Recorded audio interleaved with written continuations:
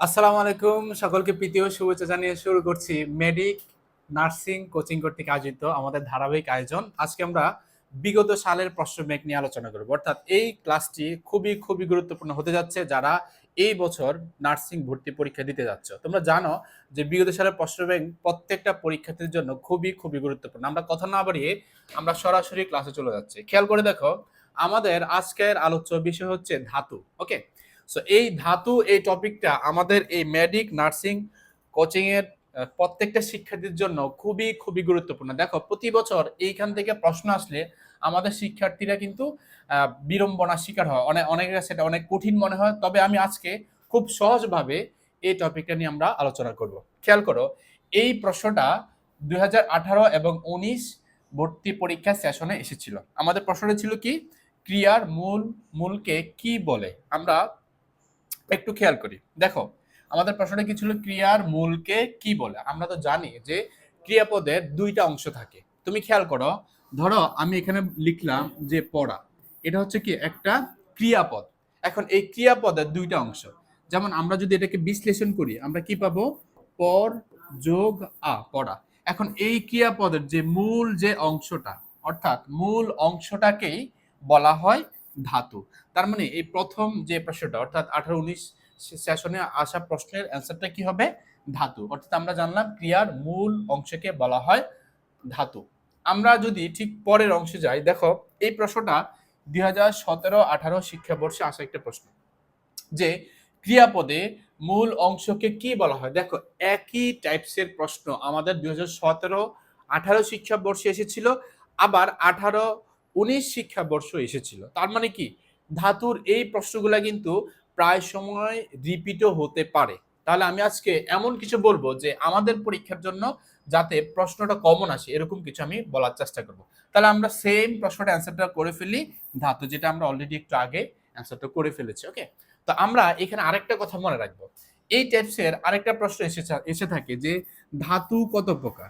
ঠিক আছে, মনে রাখবা ধাতুর মধ্যে যত কিছু আসে সব কিছু হচ্ছে তিন প্রকার। মনে রাখবা, যদি বলা হয় যে ধাতু কত প্রকার, আমরা দেব অ্যান্সার তিন প্রকার। যদি বলা হয় যে মৌলিক ধাতু কত প্রকার, আমরা তাও অ্যান্সার দিব তিন প্রকার। যদি বলা হয় যে সাধিত ধাতু কত প্রকার, তাও আমরা অ্যান্সার দিব তিন প্রকার। তাহলে আমরা লিখবো ধাতুর মধ্যে যা কিছু আসে সবকিছু হচ্ছে তিন প্রকার। তাহলে আমরা একইভাবে লিখবো যে মৌলিক ধাতু কত প্রকার, তিন প্রকার। একইভাবে আমরা এটাও লিখে নেই যে সাধিত ধাতু, এটাও কত প্রকার, তিন প্রকার। এবার আসি আমরা ঠিক পরের প্রশ্নে। আচ্ছা, এখানে প্রশ্নটা হচ্ছে নিচের কোনটি নিযন্ত ধাতু।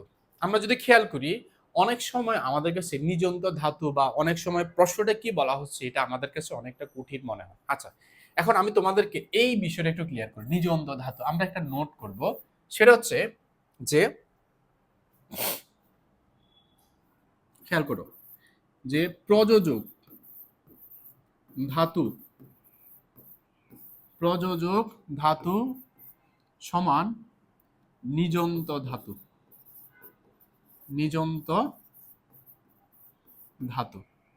তাহলে আমরা কি বললাম, যে প্রযোজক ধাতু সমান নিযন্ত ধাতু, মানে প্রযোজক ধাতু এর অপর নাম আমরা কি দেব, নিযন্ত ধাতু দিব। আচ্ছা, এখন আসি যে প্রযোজক ধাতু এই বিষয়টা কি। প্রযোজক ধাতু, ধরো আমি তোমাকে বললাম যে একটা মানুষ আরেকটা মানুষকে দিয়ে কোনো একটা কাজ করাবে। কি বললাম, একটা মানুষ আরেকটা মানুষকে দিয়ে বা একজন অন্যজনকে দিয়ে বা কেউ কাউকে দিয়ে কোনো একটা কাজ করাবে, তখন ওই যে কাজটা করাবে ওই ক্রিয়াপদের মূল অংশটাই হচ্ছে কি, প্রযোজক ধাতু বা নিযন্ত ধাতু। আচ্ছা, আমি বললাম যে যে সে আমাকে দিয়ে কাজটি করা, আমি বললাম সে আমাকে দিয়ে কাজটি করায়। তাহলে আমরা যদি এখানে খেয়াল করি, এই করাই ক্রিয়াপদের যে মূল অংশটা কি, করা। তাহলে এই করাটা হচ্ছে কি একটা প্রযোজক ধাতু অথবা নিযন্ত ধাতু। তাহলে আমরা সেম একইভাবে তুমি দেখো তো, এই গ নাম্বারও কিন্তু আমি এটাকে বলতে পারি এরকম ভাবে যে মা শিশুকে চাঁদ দেখায়, তাই না? তাহলে দেখায় ক্রিয়াপদের মূল অংশটা কিন্তু কি দেখা, তাই না? তাহলে দেখায় ক্রিয়াপদের মূল অংশটাও কিন্তু দেখা। তাহলে আমরা এখানে একটা বিষয় মনে রাখবা শিক্ষার্থী বন্ধুরা, এখানে একটা একটা কথা মনে রাখবা, এখানে অ্যান্সার কিন্তু দুইটা দেওয়া। এখানে করা এটাও তোমার নিযন্ত ধাতু হিসেবে দিতে পারি, আমরা দেখা এটা কিন্তু আমরা নিযন্ত ধাতু হিসেবে দিতে পারি।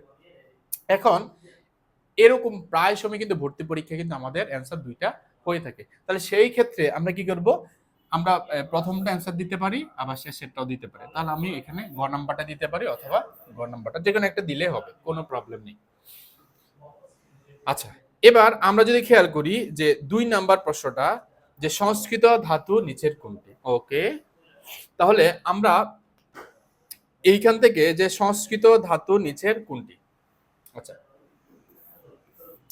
এখন এই সংস্কৃত ধাতু যখন বলা হবে, হ্যাঁ, তখন তুমি দেখবা যে 4টা অপশনের মধ্যে তুমি দেখবা যেই অপশনের মূল শব্দটা মানেটা তুমি সাধারণত মানে বুঝবা না, অথবা তুমি আরেকটু সহজভাবে বলি, ধরো একটা অশিক্ষিত মানুষকে গিয়ে বলবা যে একটা শব্দ, যদি দেখবা যে এটার অর্থটা সে নিজে বুঝতেছে না বা এটা কি বলা হচ্ছে, তাহলে বুঝতে হবে যে এটা সংস্কৃত ধাতু।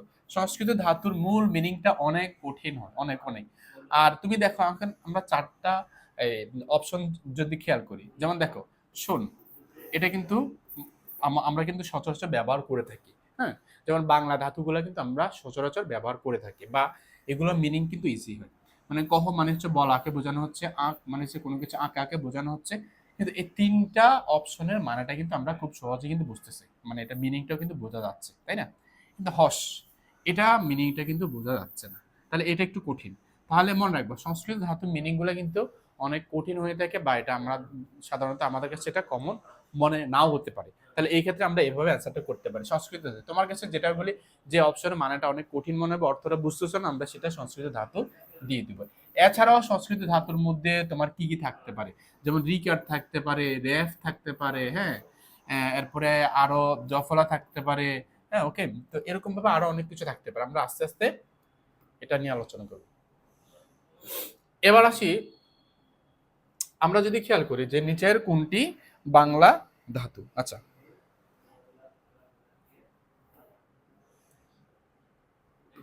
আচ্ছা এবার আসি বাংলা ধাতু, ওকে, বাংলা ধাতু, আচ্ছা এখন আমরা এই প্রশ্নে আমরা যদি একটু খেয়াল করি যে, আচ্ছা আমরা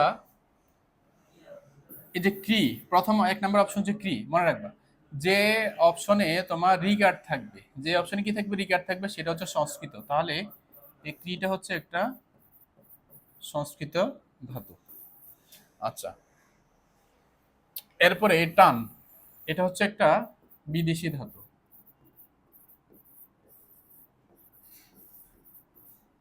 এটা কি বললাম, একটা বিদেশি ধাতু। যেমন বিদেশি ধাতু থেকে আমরা যদি বলি সাধারণত মানে কি কি প্রশ্ন এসে থাকে, যেমন দেখো আমরা বলতে পারি যে ডর, হ্যাঁ, তারপরে টান, হ্যাঁ, এগুলো আমাদের পরীক্ষাতে আসতে পারে। আচ্ছা, এরপর আসি আমরা যেমন আর্ট, হুম, আচ্ছা এখন এই 4টা অপশনের মধ্যে তুমি খেয়াল করে দেখো তো যে হাঁস, মানে হচ্ছে যে হাসার কথা বলা হচ্ছে, তার মানে এই হাঁসটা হচ্ছে একটা খাঁটি বাংলা ধাতু। অর্থাৎ খাঁটি বাংলা ধাতুর এই যে মিনিং গুলো, এই মিনিং গুলো কিন্তু খুবই ইজি এবং তুমি খুব ইজিলি এটা বুঝতে পারবে, ওকে।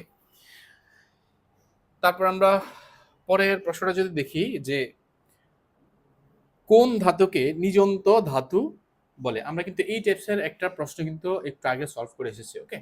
তাহলে আমরা তো জানি যে এই যে প্রযোজক ধাতু, এই প্রযোজক ধাতু অপর নাম হচ্ছে নিযন্ত ধাতু, ওকে। তাহলে প্রযোজক ধাতু কি, ধরো একজন অন্যজনকে দিয়ে কোন একটা কাজ করাবে এবং সেই কাজটার যে ক্রিয়াপদের মূল যে অংশটা, সেই মূল অংশটাই হচ্ছে নিযন্ত ধাতু, ওকে। তাহলে এটা হচ্ছে একটা প্রযোজক ধাতু। আচ্ছা, তারপরে আমরা যদি খেয়াল করি যে শূন কোন ধাতুর উদাহরণ, আচ্ছা এইভাবে প্রশ্নটা ছিল, এখানে একটা অসন্ত চিহ্ন ছিল। আচ্ছা, মনে রাখবা যেই ধাতুকে আগে দেখো তো শোন মানে কোন জিনিস শোনার কথা বলছে, তাহলে আমরা কিন্তু এটা খুব ইজিলি বুঝতেছি এই যে এটার মানেটা কি। শোন, কোনো জিনিস শোনার কথা বলতেছে। এখন তুমি মনে রাখবা, যেই ধাতুকে সন্ধির মতো দুই ভাগে বিশ্লেষণ করা যায় না, যেমন বিদ্যা যোগালয়, বিদ্যালয়, এরকম ভাবে যে ধাতুকে, হ্যাঁ, বা যেই শব্দকে বিশ্লেষণ করা যাবে না সেটা হচ্ছে কি মৌলিক ধাতু। তাহলে আর যেই শব্দটাকে বিশ্লেষণ করা যাবে সেটা হচ্ছে সাধিত ধাতু। মানে তুমি খুব সহজভাবে বলি, ধরো তুমি একটা শব্দ সন্ধির মতো দুই ভাগে বিশ্লেষণ করতে পারতেছ, কিভাবে? বিদ্যা যোগ আলয় বিদ্যালয়, এরকম ভাবে। তখন আমরা সেটাকে সাধিত ধাতু দিব। আর যখন দেখবা ওই শব্দটাকে সন্ধির মতো দুই ভাগে বিশ্লেষণ করা যাচ্ছে না, মানেটা হচ্ছে কি দুই ভাগে ভাগ করা যাচ্ছে না, তখন আমরা এটাকে দিব মৌলিক ধাতু। এখন আমি যদি খেয়াল করি যে আমি বললাম যে, ধরো আমি বললাম যে গোলাপি, ওকে, আমি এখানে কি বললাম? গোলাপি। এখন আমি কিন্তু এই শব্দটাকে সন্ধির মতো কিন্তু দুই ভাগে ভাগ করতে পারি, যেমন গোলাপ যোগ ই গোলাপি, খেয়াল করো। তাহলে আমি তো জানি গোলাপ যোগ ই গোলাপি। এখন আমি কিন্তু জানি যে যে শব্দটাকে দুই ভাগ করা যাবে সেটা হচ্ছে সাধিত ধাতু, আর যেটাকে দুই ভাগ করা যাবে না সেটা মৌলিক। যেমন দেখো মা, মা কিন্তু নিজেই কিন্তু একটা মূল শব্দ, মনে রাখবা মৌলিক ধাতুগুলা কিন্তু সবসময় একটা মূল শব্দ থাকবে, এটাকে দুই ভাগ করা কখনোই কখনোই যাবে না। তাহলে মা হচ্ছে একটা মৌলিক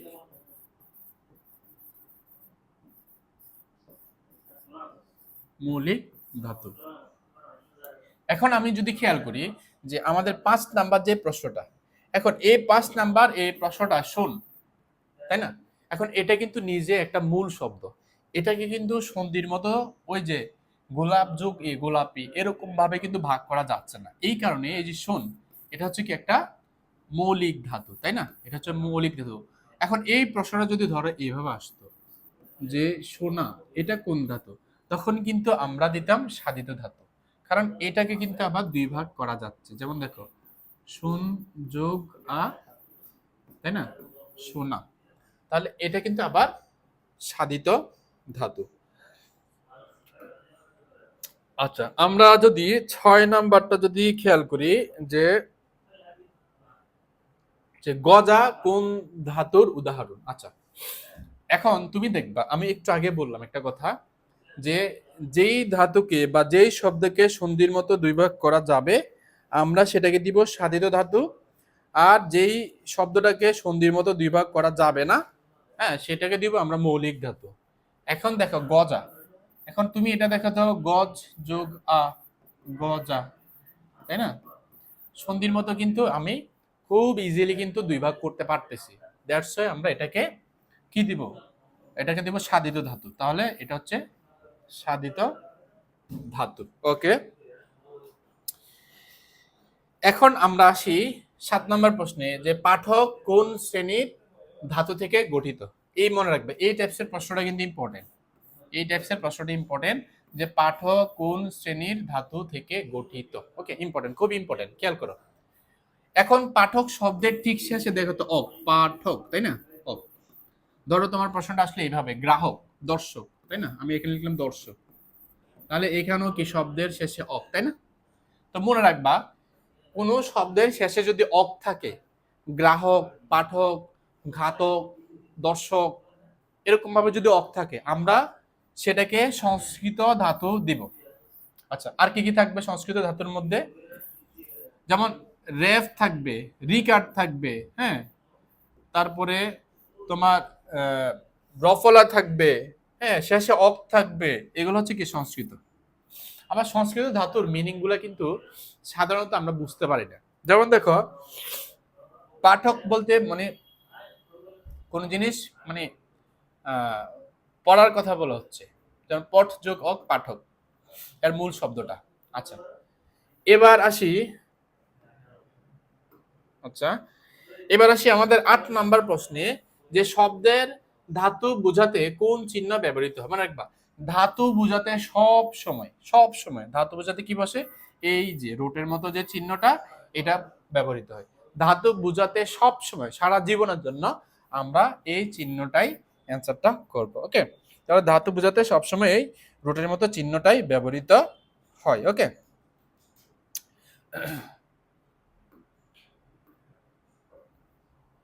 আচ্ছা, এবার আমাদের সর্বশেষ আমরা যদি এই প্রশ্নটা খেয়াল করি, উঁচা এর আদিগণ কোনটি? আচ্ছা আমি আচ্ছা